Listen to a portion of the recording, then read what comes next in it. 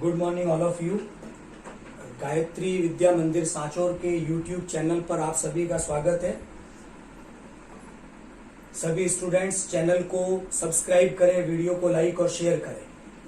आज हम class 12 biology के चैप्टर नंबर 37 को स्टार्ट कर रहे हैं। आज 37 चैप्टर का फर्स्ट पार्ट हम डिस्कस करेंगे और आज का जो ये पार्ट है हमारा वो जीन म्यूटेशन से संबंधित है। तो जीन म्यूटेशन पे डिस्कशन स्टार्ट करें उससे पहले हम थोड़ा सा एक जनरल डिस्कशन करेंगे म्यूटेशन के बारे में। तो एक साइंटिस्ट नाम आता है सबसे पहले हॉलैंड के वैज्ञानिक ह्यूगो डी व्रिज का। तो इस वैज्ञानिक ने अपने कुछ एक्सपेरिमेंट किए एक प्लांट पर। प्लांट का नाम इवनिंग प्राइम रोज और इस प्लांट का जो बॉटेनिकल नेम है वो है ओइनोथेरा लैमार्कियाना। तो ह्यूगो डी व्रिज ने इवनिंग प्राइम रोज पर कुछ एक्सपेरिमेंट किए और इन्हीं एक्सपेरिमेंट का जो निष्कर्ष था, कंक्लूजन था, उसे म्यूटेशन थ्योरी या उत्परिवर्तन सिद्धांत के रूप में प्रस्तुत किया। तो हम एक छोटा सा डिस्कशन करेंगे कि म्यूटेशन हम कहेंगे किसे। तो ह्यूगो डी व्रिज की जो म्यूटेशन थ्योरी है वो हमें क्या बताती है। नंबर 1 कि म्यूटेशन एक प्रकार का परिवर्तन या एक प्रकार का चेंज है, लेकिन हम इसे केवल चेंज कहें तो ये म्यूटेशन नहीं होगा। तो साथ में कुछ बातें हमने जोड़ी है। क्या बातें जोड़ी कि म्यूटेशन या उत्परिवर्तन आनुवंशिक पदार्थ यानी जेनेटिक मटेरियल में आने वाले सडन चेंजेस है कि आनुवंशिक पदार्थ में अचानक कोई परिवर्तन आ जाए और वो परिवर्तन इनहेरिटेबल हो, वंशागत हो, अगली पीढ़ी में स्थानांतरित हो जाए। तो ऐसे सडन हेरिटेबल जो चेंजेस आनुवंशिक पदार्थ में आए हैं वो आपके उत्परिवर्तन या म्यूटेशन कहलाते हैं। तो हम परिभाषा के रूप में ऐसा लिख सकते हैं, आनुवंशिक पदार्थ में आने वाले अचानक और वंशागत परिवर्तन उत्परिवर्तन कहलाते हैं। यहां तक ठीक 11th स्टैंडर्ड में 11th क्लास में हमने एक छोटी सी जानकारी पढ़ी थी कि उत्परिवर्तन एक उद्विकासीय बल है, यानी जो जैव विकास या इवोल्यूशन की क्रिया होती है उसमें उत्परिवर्तन एक महत्वपूर्ण भूमिका निभाता है। ऐसा हमने 11th स्टैंडर्ड तक पढ़ा है। तो इस हिसाब से भी उत्परिवर्तन एक इंपॉर्टेंट फैक्टर इवोल्यूशन में भी होता है। तो आज के टॉपिक पे हम डिस्कस करेंगे।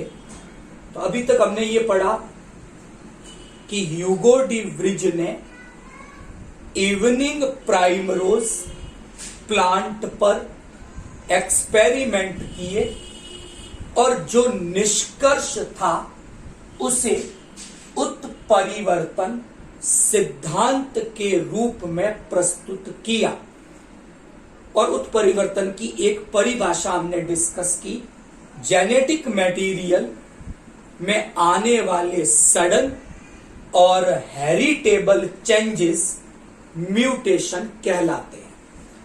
अब हम एक बड़े स्तर पे बात करें तो म्यूटेशन को मोटे रूप से हमने 3 कैटेगरीज में डिवाइड किया है। फर्स्ट कैटेगरी आपके जीन म्यूटेशन की है, हिंदी में इसे हम जीन उत्परिवर्तन के नाम से जानते हैं। तो एक डिस्कशन इस पे करेंगे।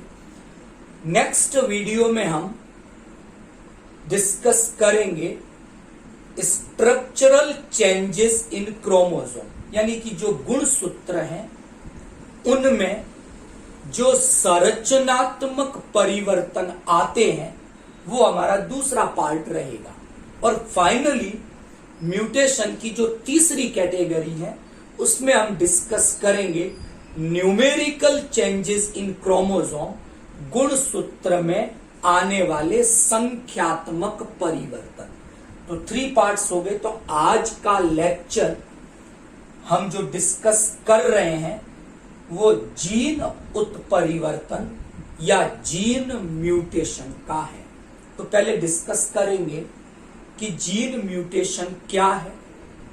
तो सबसे पहला डिस्कशन के होता क्या है यहां पर, तो मैं 2 बातें यहां पर मेंशन कर रहा हूं, नंबर 1 एंड नंबर 2, कि अगर चेंजेस आ जाए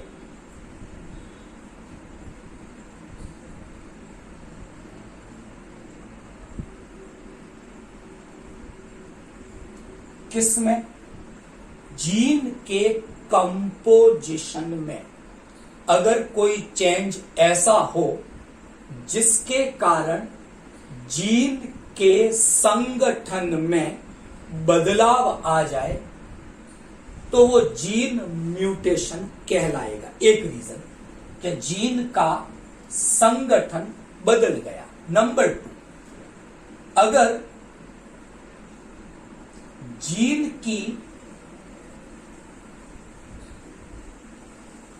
स्ट्रक्चर में कोई चेंज आ जाए, कि ऐसा कोई परिवर्तन जिसके कारण जीन की संरचना में बदलाव आ जाए, तो वो भी जीन म्यूटेशन कहलाएगा। तो अगर मैं परिभाषा देना चाहूं तो जीन उत्परिवर्तन ऐसे परिवर्तन हैं जिनके कारण जीन के संगठन और जीन की संरचना में परिवर्तन आ जाते हैं।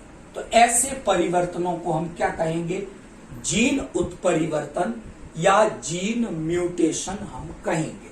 यहां तक ठीक है, आपको समझ में आ गया होगा जीन म्यूटेशन क्या है। अब यहां पर दूसरी बात कि जो म्यूटेशन की इकाई है, 1 मार्क्स का एक क्वेश्चन बनता है, उत्परिवर्तन की इकाई को हम म्यूटॉन के नाम से जानते हैं।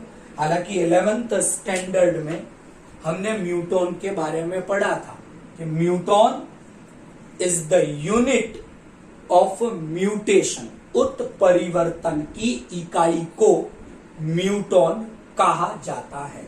यहां तक ठीक। अब ये जो जीन म्यूटेशंस हो रहे हैं, यानी ये 2 प्रकार के परिवर्तनों की मैंने बात की, ये कितने तरीकों से या कितने प्रकार के हो सकते हैं, मेरा अगला डिस्कशन ये रहेगा। तो सबसे पहले हम डिस्कशन करेंगे वो है सब्स्टिट्यूशंस। हिंदी में अगर मैं इसे कहूं तो इसे हम कहेंगे प्रतिस्थापन। तो बहुत इजी शब्द है ये, सब्स्टिट्यूशन या प्रतिस्थापन। क्या करेंगे इसमें, आप सबको डीएनए की स्ट्रक्चर के बारे में पता होगा कि डीएनए में आपके 4 प्रकार के न्यूक्लियोटाइड्स होते हैं। एक एडेनिन का न्यूक्लियोटाइड है, एक ग्वानिन का न्यूक्लियोटाइड है, एक साइटोसिन का न्यूक्लियोटाइड है और एक थाइमिन का न्यूक्लियोटाइड है। अगर मैं इन्हें रिप्रेजेंट करूं ये एडेनिन, ये ग्वानिन, साइटोसिन और ये थाइमिन, ये 4 प्रकार के न्यूक्लियोटाइड है। अच्छा, इनके भी ग्रुप है कि एडेनिन और ग्वानिन, ए और जी, ये दोनों प्यूरिन नाइट्रोजिनस बेसेस हैं। तो ये दूसरे न्यूक्लियोटाइड बनाएंगे। तो एडेनिन और ग्वानिन, यानी हम ऐसा कहें कि अगर आपने डीएनए की स्ट्रक्चर पढ़ी है तो उसमें 3 कंपोनेंट्स होते हैं। डीऑक्सीराइबोज शुगर है, 5 कार्बन वाली पेंटोज। नंबर 2 एक फास्फेट या फॉस्फोरिक एसिड है। और तीसरा नाइट्रोजिनस बेसेस हैं, वो 4 टाइप के होते हैं DNA, AGCT, adenine, guanine, cytosine, thymine. तो जो एडेनिन और ग्वानिन है, ये दोनों आपके प्यूरिन ग्रुप में आते हैं। इसी तरह साइटोसिन और थाइमिन आपके पिरिमिडीन ग्रुप में आते हैं। ए और जी प्यूरिन में है, सी और टी पिरिमिडीन में है। याद रहेगा आपको कौन से प्यूरिन के, कौन से पिरिमिडीन के। तो डीएनए में 4 टाइप के न्यूक्लियोटाइड्स प्रेजेंट है। वो जो 3 घटक मैंने बताए, वो तीनों मिलकर एक न्यूक्लियोटाइड बनाते हैं। एक नाइट्रोजन बेस, एक डीऑक्सीराइबोज शुगर का अणु और एक फास्फोरिक एसिड का अणु, इन्होंने मिलकर एक न्यूक्लियोटाइड बनाया। तो डीएनए में ऐसे ऐसे 4 प्रकार के न्यूक्लियोटाइड हैं। ओके, तो सब्स्टिट्यूशन में क्या होगा मैं वो डिस्कस कर रहा हूं हिंदी में। प्रतिस्थापन क्या करेंगे हम कि एक न्यूक्लियोटाइड को रिप्लेस किया दूसरे न्यूक्लियोटाइड के द्वारा। मतलब क्या कि in substitution we replace one nucleotide by other nucleotide, यानी एक न्यूक्लियोटाइड को हटाकर उसके स्थान पर दूसरा न्यूक्लियोटाइड आ जाए, तो ऐसे जीन उत्परिवर्तन प्रतिस्थापन कहलाते हैं। बहुत सिंपल था, समझ में आ गया। तो करेंगे कुछ नहीं, सब्स्टिट्यूशन में one nucleotide is replace by other nucleotide. ठीक, अब ये जो सब्स्टिट्यूशन है वो 2 तरीकों से हो सकता है। फाइनली हम ये भी डिस्कस करेंगे कि जब सब्स्टिट्यूशन हो जाएगा तो किस प्रकार म्यूटेशन या चेंजेस फिनोटाइप में या जीनोटाइप में किस प्रकार से आएंगे, वो भी हम डिस्कस करेंगे। तो आपको प्रतिस्थापन समझ में आया। अब ये सब्स्टिट्यूशन हम 2 प्रकार से करवा सकते हैं, 2 प्रकार से ये हो सकता है। फर्स्ट जो है, पहले प्रकार का प्रतिस्थापन संक्रमण कहलाएगा। हिंदी में संक्रमण, इंग्लिश में इसे हम ट्रांजिशन कहेंगे। और जो दूसरे प्रकार का जो प्रतिस्थापन होगा वो आपका ट्रांसवर्जन है, इसे हिंदी में अनुपथन कहेंगे। तो 2 प्रकार के हो गए, संक्रमण, ट्रांजिशन और ट्रांसवर्जन। इंग्लिश नेम जो है इनके वो काफी कॉमन है टर्मिनोलॉजी, तो आप याद रखें ट्रांजिशन, ट्रांसवर्जन। होगा क्या? ओके, ट्रांजिशन में हम क्या करवाते हैं कि डीएनए में प्यूरिन था, उस प्यूरिन को रिप्लेस करके उसकी जगह प्यूरिन ही आया, या पिरिमिडीन था, उसको रिप्लेस करके पिरिमिडीन ही आए, यानी प्यूरिन रिप्लेस बाय प्यूरिन या पिरिमिडीन रिप्लेस बाय पिरिमिडीन। तो ऐसा अगर प्रतिस्थापन सब्स्टिट्यूशन हो तो उसे हम ट्रांजिशन कहेंगे। क्लियर? तो प्यूरिन में कौन है? एडेनिन और ग्वानिन। कि कहीं एडेनिन था डीएनए में, उसकी जगह ग्वानिन आ गया, वाइस वर्सा, उल्टा बोल दें, ग्वानिन था उसकी जगह एडेनिन आ गया, या साइटोसिन था, वो पिरिमिडीन है, उसकी जगह थाइमिन आ जाए, या थाइमिन की जगह साइटोसिन आ जाए। तो ग्रुप में ही चेंजेस हो प्यूरिन की जगह प्यूरिन, पिरिमिडीन की जगह पिरिमिडीन। ऐसे प्रतिस्थापन को, सब्स्टिट्यूशन को ट्रांजिशन कहा जाएगा। They are more common than transversion. जो ज्यादा फ्रीक्वेंसी से आपको दिखाई देंगे वो ट्रांजिशन होंगे। They are more common than transversion. अब बात करते हैं ट्रांसवर्जन की। इसमें क्या होगा कि ट्रांसवर्जन में प्यूरिन की जगह रिप्लेस करके पिरिमिडीन आ जाए या पिरिमिडीन को रिप्लेस करके आ जाए प्यूरिन।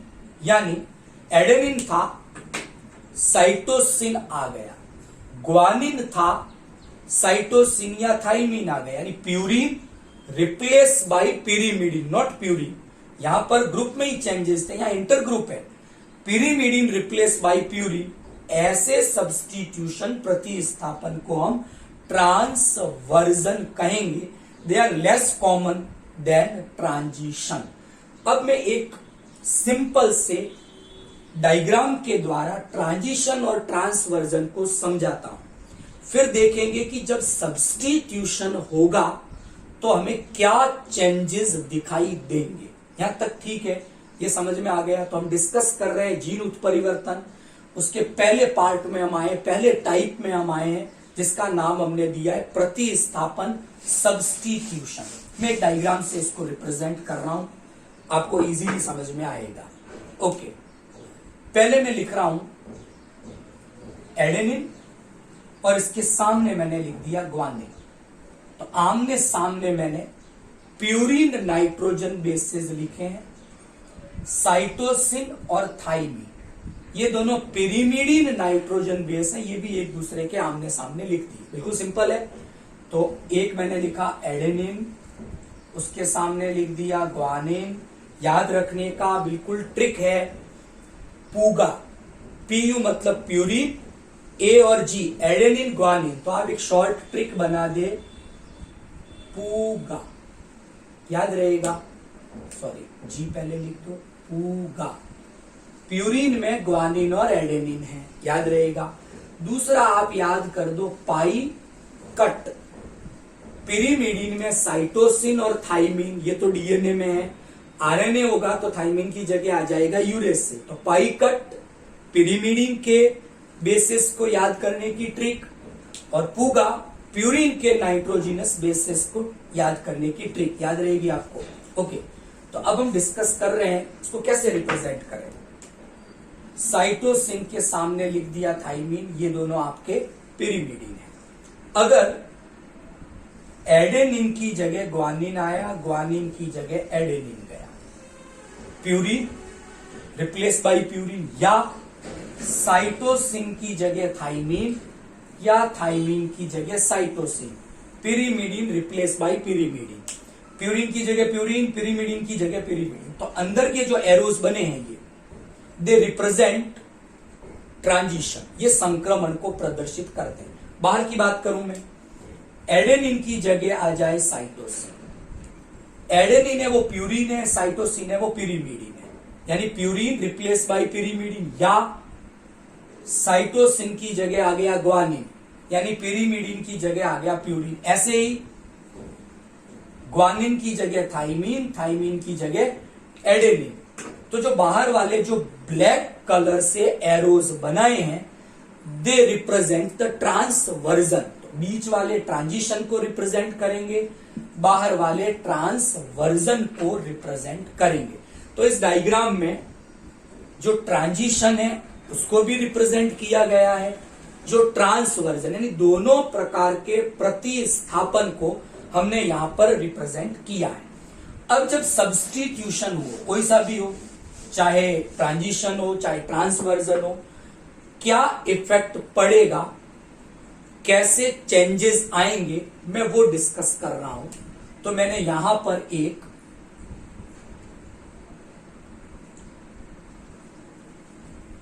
डीएनए का मॉलिक्यूल बनाया है, ठीक है। यहां पर तो एक डीएनए का मॉलिक्यूल बनाए। डीएनए तो डबल स्ट्रैंडेड है।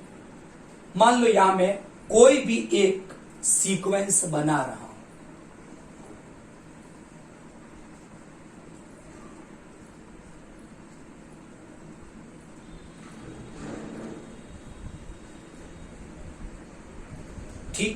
ये कोई नाइट्रोजिनस बेसिस की सीक्वेंस है डीएनए के अंदर। ओके, डीएनए में तो 2 स्ट्रैंड है, इसके सामने मैंने ये डीएनए का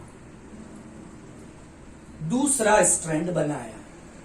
दोनों स्ट्रैंड एंटी पैरेलल होते हैं, यानी 5 के सामने 3, 3 के सामने आ गया आपके ये 5।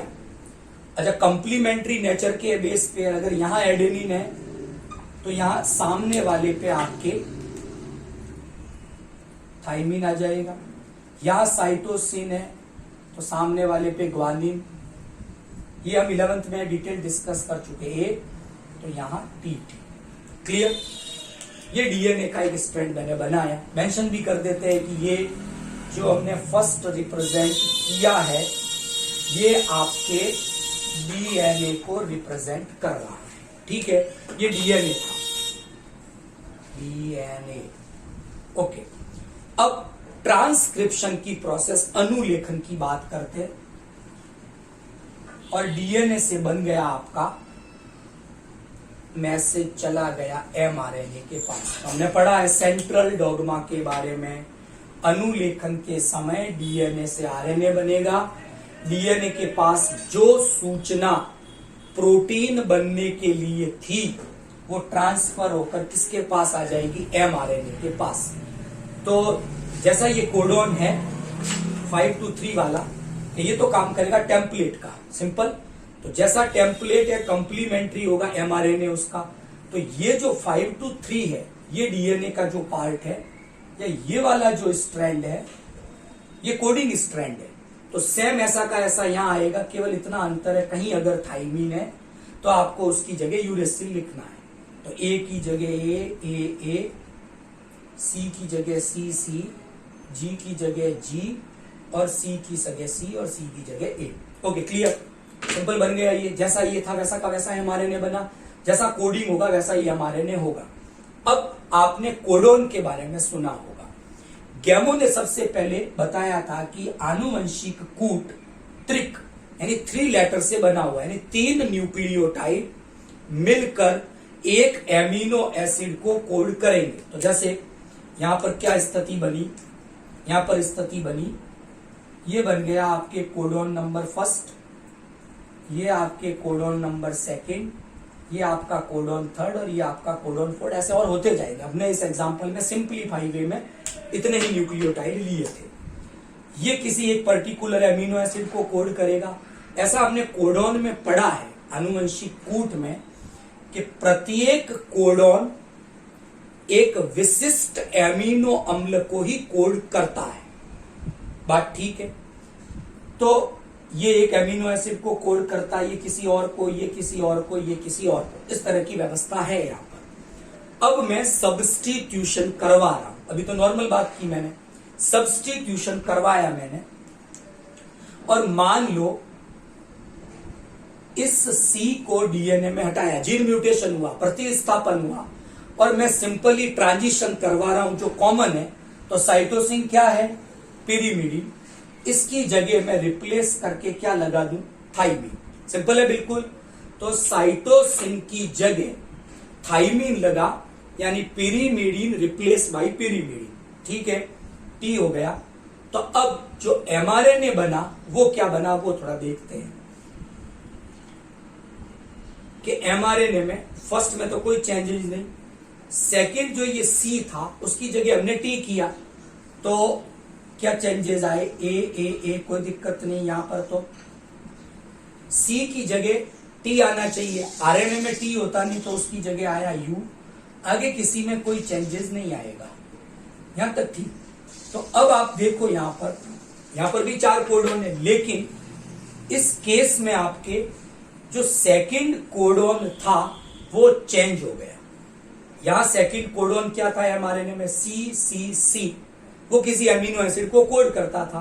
अब यहां आपके एमिनो एसिड को कोड करने वाला जो कोडोन है वो यूसीसी यानी चेंज हुआ। इस तरह से जब प्रतिस्थापन होता है तो जो आपका जेनेटिक मटेरियल है, डीएनए है, जीन है, उसके कंपोजिशन में, उसके स्ट्रक्चर में इस तरह से चेंजेस आ जाते हैं।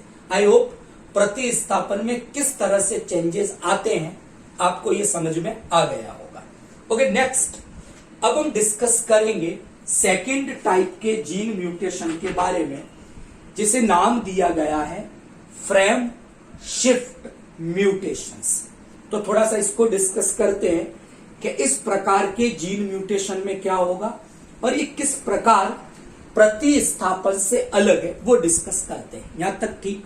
तो वहां तो हमने क्या किया था, केवल रिप्लेसमेंट है, एक न्यूक्लियोटाइड हटाया, उसकी जगह दूसरा न्यूक्लियोटाइड लगाया, ऐसा चेंजेस हुआ था। यहां पर क्या होता है कि एक या एक से ज्यादा न्यूक्लियोटाइड या तो ऐड हो जाए।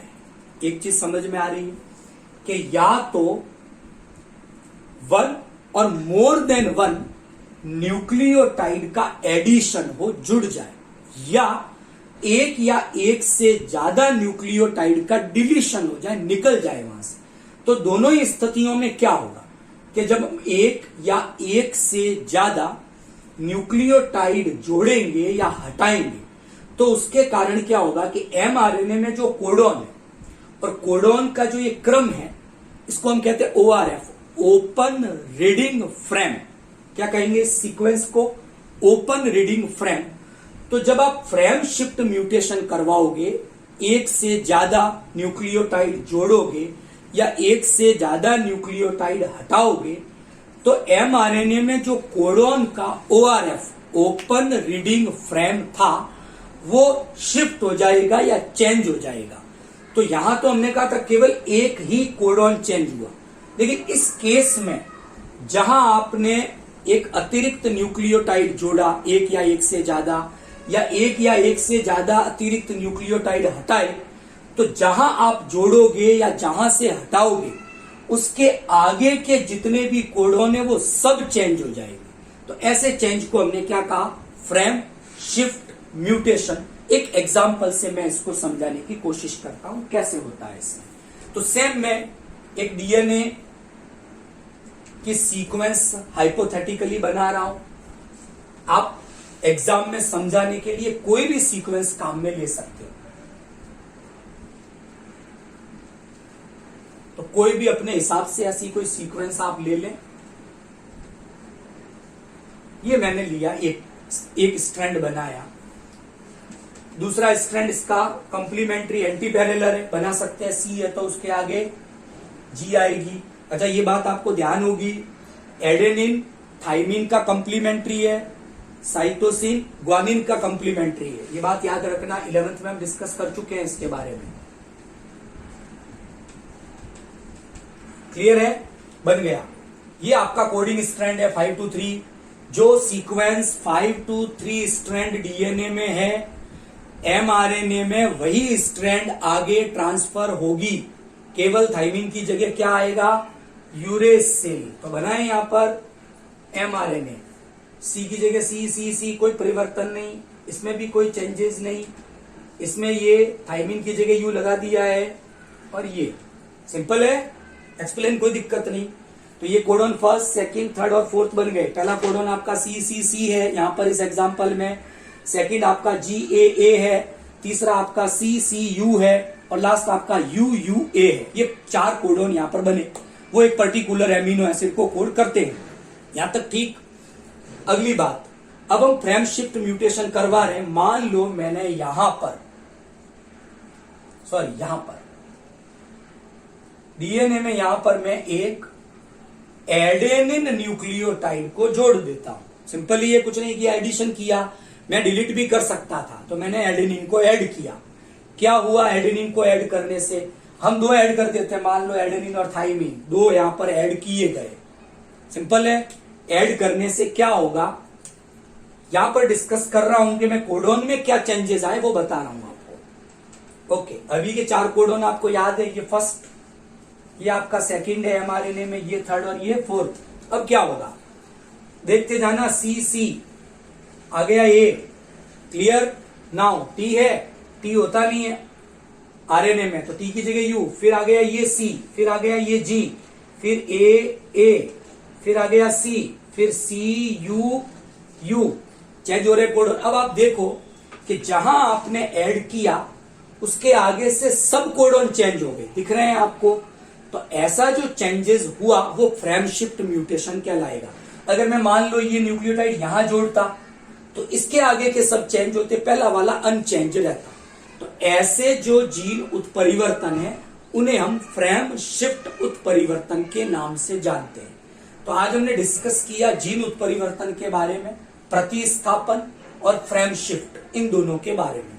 दो प्रकार के सब्स्टिट्यूशन डिस्कस किए, फ्रेम शिफ्ट परिवर्तन की परिभाषा डिस्कस की, और कैसे ये चेंजेस लाएंगे आपके डीएनए में या आपके जेनेटिक मटेरियल में, वो इन एग्जाम्पल की हेल्प से हमने समझने का प्रयास किया। यहां तक ठीक। अच्छा, एक टॉपिक और कहीं लिखा हुआ आता है कई बार, बिंदु उत्परिवर्तन, पॉइंट म्यूटेशन। अगर एक सिंगल न्यूक्लियोटाइड ही ऐड करें और सिंगल ही हटाएं, केवल एक न्यूक्लियोटाइड को जोड़े, एक ही न्यूक्लियोटाइड को हटाएं, तब जो चेंजेस हो तो ऐसे जीन उत्परिवर्तन को बिंदु उत्परिवर्तन। कई बार क्या किया जाता है, जीन उत्परिवर्तन के पर्याय के रूप में ही बिंदु उत्परिवर्तन नाम काम में लिया जाता है। तो जीन उत्परिवर्तन, बिंदु उत्परिवर्तन, यहां तक भी ठीक है। अब अगले पार्ट में मैं छोटा सा एक टॉपिक और डिस्कस कर लेता हूं ताकि जीन उत्परिवर्तन हमारा कंप्लीट हो जाए। तो नेक्स्ट पार्ट में हमारे एक टॉपिक आता है, वो है हमारा म्यूटाजन। हिंदी में अगर मैं इसे लिखना चाहूं तो इसे उत्परिवर्तजन कहा जाता है। तो ये एक्चुअल में क्या है, ऐसे एजेंट हैं, ऐसे कारक हैं जो जीवों में उत्परिवर्तन की क्रिया को प्रेरित करें या उसके लिए उत्तरदायी हैं, उनको म्यूटाजन कहेंगे। तो हम क्या करें कि म्यूटेशन की क्रिया को दो भागों में बांट दें। एक तो है जो म्यूटेशन स्वतः उत्परिवर्तन, कि जिन ऐसे उत्परिवर्तन जिनके होने के पीछे कोई कारण या कोई फैक्टर उत्तरदायी नहीं है, तो वो तो स्वतः हो गए। दूसरे होते हैं इंड्यूस्ड म्यूटेशन, प्रेरित उत्परिवर्तन। तो ऐसे कारक जो जीवों में उत्परिवर्तन की क्रिया को प्रेरित करते हैं उन्हें म्यूटाजन कहते हैं। तो they are responsible for the mutation in organism. जीवों में ये कारक, ये जो फैक्टर्स है, ये उत्तरदायी है उत्परिवर्तन की क्रिया के लिए, इन्हें म्यूटाजन कहेंगे। जितने भी म्यूटाजन्स हैं हमने सुविधा के हिसाब से इन्हें तीन कैटेगरी में बांट दिया है। पहले आपके फिजिकल, भौतिक उत्परिवर्तजन है, टेम्परेचर इस कैटेगरी में आ जाएगा, पराबैंगनी किरणें, एक्सरे, ये जितने भी हैं वो आपके भौतिक उत्परिवर्तजन हैं। तो एक्सरे याद रख लो आप, अल्ट्रावायलेट रेज याद कर लो, तो ये भौतिक उत्परिवर्तजन के उदाहरण है। सेकेंड है हमारा केमिकल म्यूटाजन, ये रासायनिक उत्परिवर्तजन है। फिनॉल याद रह जाएगा आपको, मस्टर्ड गैस याद रह जाएगा, एक्रिडीन ऑरेंज याद रह जाएगा। तो इस तरह के कुछ केमिकल्स हैं जो म्यूटाजन का काम करते हैं। तो आप दो नाम याद कर ले, फिनॉल, मस्टर्ड गैस। और लास्ट है हमारा बायोलॉजिकल या जैविक उत्परिवर्तजन। कुछ वायरस हैं, कुछ ट्रांसपोजेबल एलिमेंट होते हैं, अलग से एक चैप्टर में डिस्कस करेंगे उसके बारे में जब बायोटेक डिस्कस करेंगे। तो बायोलॉजिकल में कुछ वायरस इस कैटेगरी में आ जाएंगे, ट्रांसपोजेबल एलिमेंट्स इस कैटेगरी में आ जाएंगे। ये ऐसे ऑर्गेनिज्म है, ये भी म्यूटेशन के लिए रिस्पॉन्सिबल है, उसके लिए उत्तरदायी है। ये जैविक उत्परिवर्तजन कहलाते हैं। सबसे पहले मूलर ने केमिकल म्यूटाजन्स यूज में लिए और सबसे पहले उसने फिनॉल को यूज में लिया। तो फिनॉल पहला केमिकल म्यूटाजन है, एक्सरे पहला म्यूटाजन है जो यूज में लिया गया। तो ये बातें आपको याद रहेगी। तो म्यूटाजन के बारे में भी कई बार 1 मार्क्स का एक क्वेश्चन पूछा जाता है, म्यूटाजन क्या होते हैं, तो उनके बारे में भी हमें जानकारी पता होनी चाहिए। Thank you. आज का लेक्चर आपको समझ में आया होगा।